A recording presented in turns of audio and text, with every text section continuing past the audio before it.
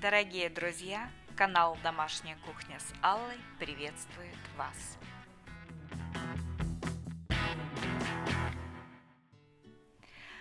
Дорогие друзья, всем привет! Сегодня герой нашего дня – кабачок, ну и, конечно же, вкуснейшие оладьи из кабачка. Хочу вам представить свой вариант оладий. Если кому-то он понравится, буду очень рада.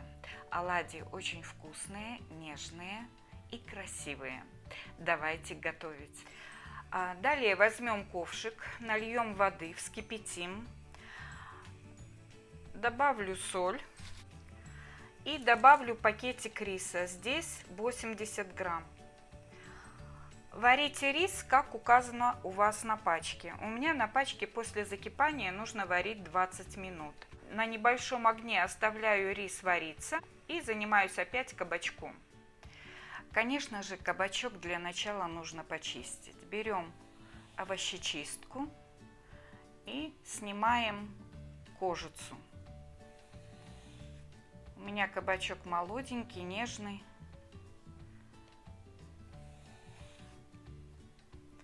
Таким образом очищаем весь кабачок. А теперь я натру кабачок на свекольной терке. Вот такое количество кабачка у меня получилось. В очищенном виде здесь 500 грамм.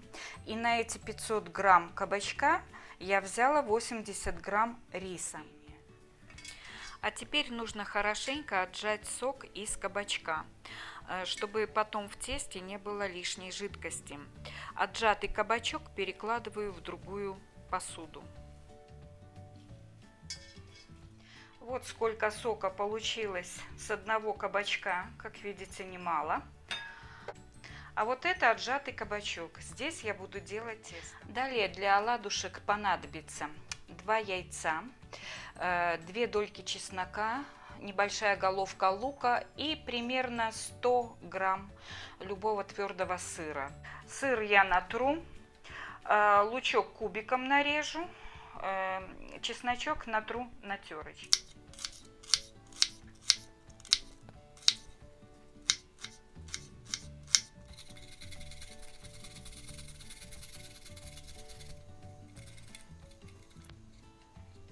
Итак, лук и чеснок отправляю к кабачку. Добавляю 2 яйца. Я натерла сыр и теперь отправлю его тоже к кабачку. Друзья, солить тесто для оладушек необходимо очень аккуратно, потому что сыр соленый, не забывайте об этом. Перемешаю.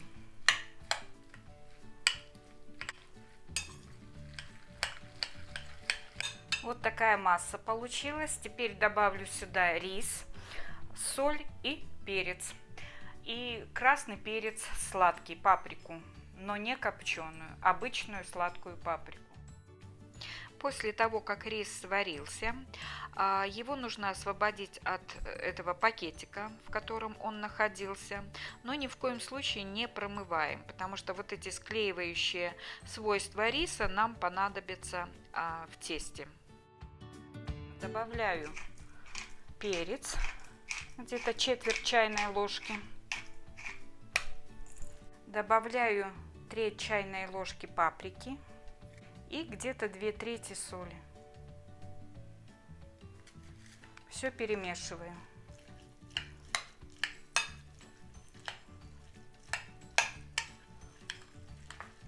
А теперь я добавлю в фарш еще 2 ложки муки.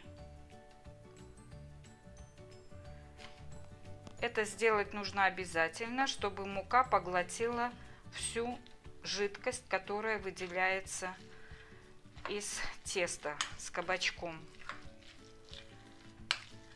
Перемешиваем фарш.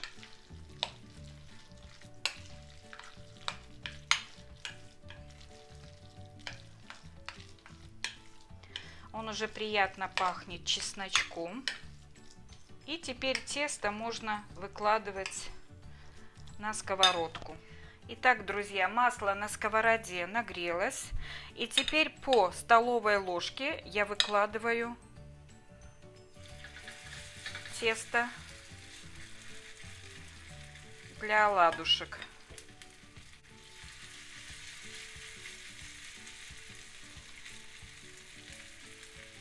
И теперь для того, чтобы оладушки хорошо прожарились, я их накрываю крышкой. Это сделать нужно обязательно. Оладушки жарю по 4-5 минут с каждой стороны. Прошло время, оладушки обжарились, и теперь их можно перевернуть на обратную сторону.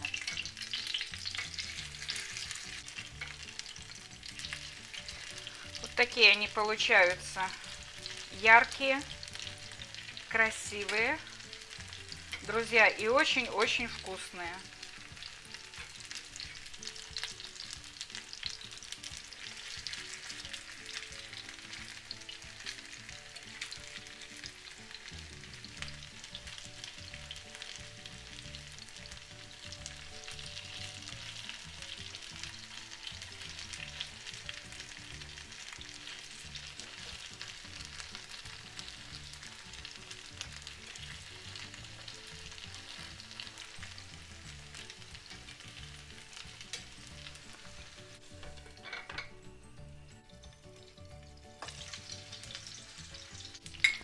Оладушки можно снимать, красивые, зарумяненные. Посмотрим с той стороны. Все достаточно.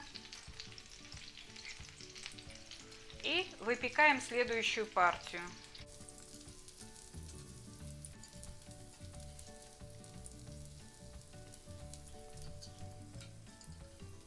Это, наверное, самый лучший рецепт оладий из кабачков, который я когда-либо пробовала.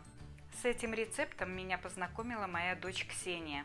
И я бы никогда не смогла подумать, что так прекрасны кабачки вот в таком рецепте оладий, именно с чесноком. Друзья, по поводу рецепта хочу сказать, обязательно добавляйте в тесто муку. Без муки у вас оладьи развалятся.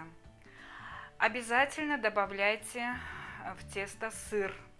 Пикантность сыра придает изумительную вкусную нотку оладьям. И обязательно добавляйте чеснок и паприку, сладкую паприку. Сейчас я один оладушек разломлю, покажу вам, какие они внутри. Вот такие они внутри. Попробую. Замечательные оладьи приготовьте, и будет вам вкусный обед или ужин. Ну, а я, как всегда, говорю вам до скорых вкусных встреч. Всем пока-пока. Дорогие друзья, благодарю вас за подписку на канал. Всем вам желаю здоровья и успехов.